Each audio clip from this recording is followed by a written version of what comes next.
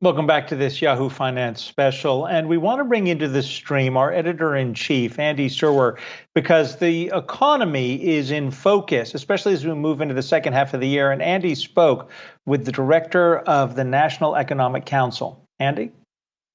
Yeah, that's right, Adam. I did speak to NEC Director Brian Deese, who is the president's chief economic advisor, about the progress the administration has made over the past 6 months. Here's what he had to say. Well, if you take a step back 6 months in, it's just striking how much progress we've made. 3 million jobs created. That's double the pace of the period prior to that. The rate of growth in 2021 doubled as a result of the actions that we have taken. And you're seeing across America optimism about the future of the country and the future of the economy hitting record highs. But at the same time, we can't get complacent. We've always known, and the president has always focused on the fact that the pandemic and the economy are inextricably intertwined. It's why we focus so much on getting a vaccination program stood up and oriented. We've seen record historic success on that front. But it's also why we need to stay vigilant now. And so you heard the president, as part of looking back over 6 months, reinforce just how important it is for those who have yet to be vaccinated to get vaccinated.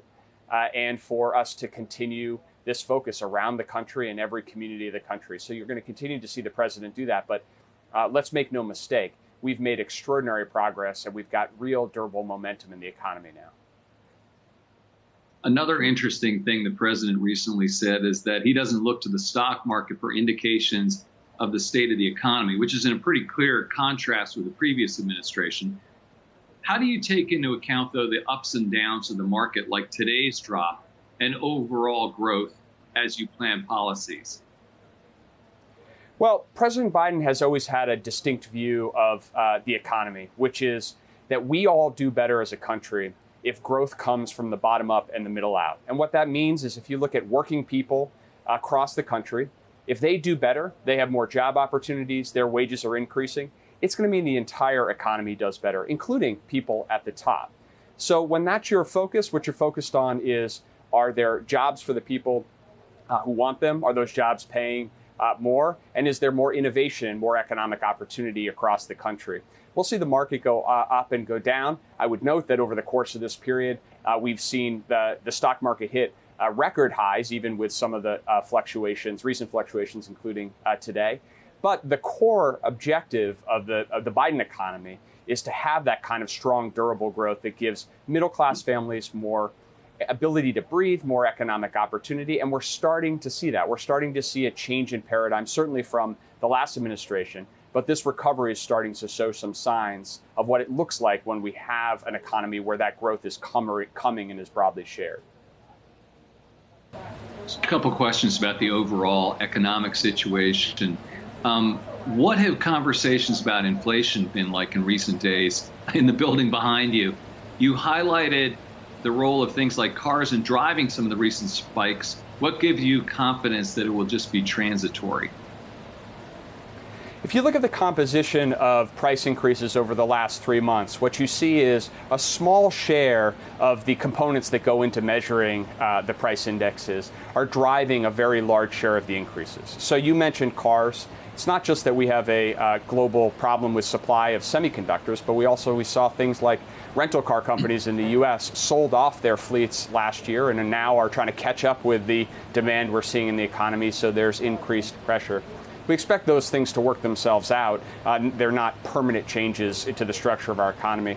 Same with airline prices, hotel prices. We're seeing them come back as demand comes back, but in many cases not even to the levels of the pre-pandemic economy.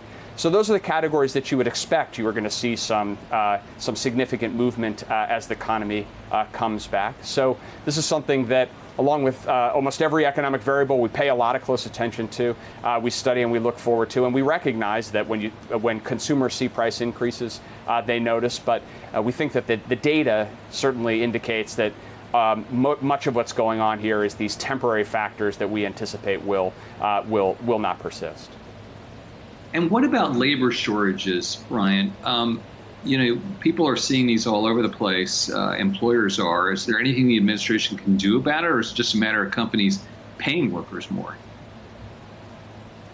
Well, we have to remember that we are recovering from a historic pandemic. And so there are a number of issues that people who want to re-enter the workforce have to grapple with.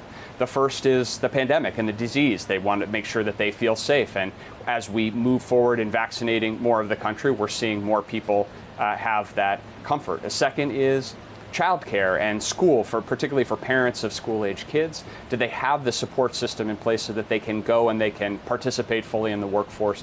Getting schools open, that's why this has been such a focus of the administration, the president, is providing the resources to actually get schools open safely, get childcare centers open safely.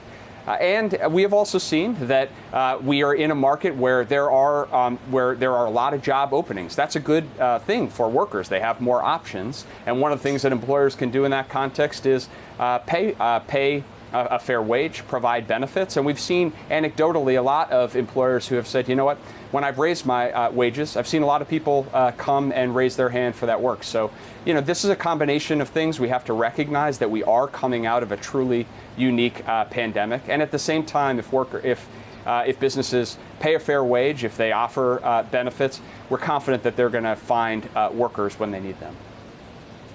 Last question, Brian. You have a unique perspective here in that you served in the Obama administration.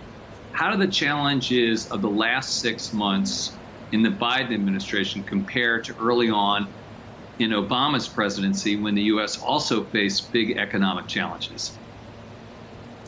Well, every economic crisis is unique. And early in the Obama administration, we were dealing with a financial crisis that hit at the core of individuals' balance sheets because of the core housing crisis and the decline in prices. So as a result, the challenges there of trying to reinstill trust and reinstill the confidence at the individual household balance sheet level was really paramount.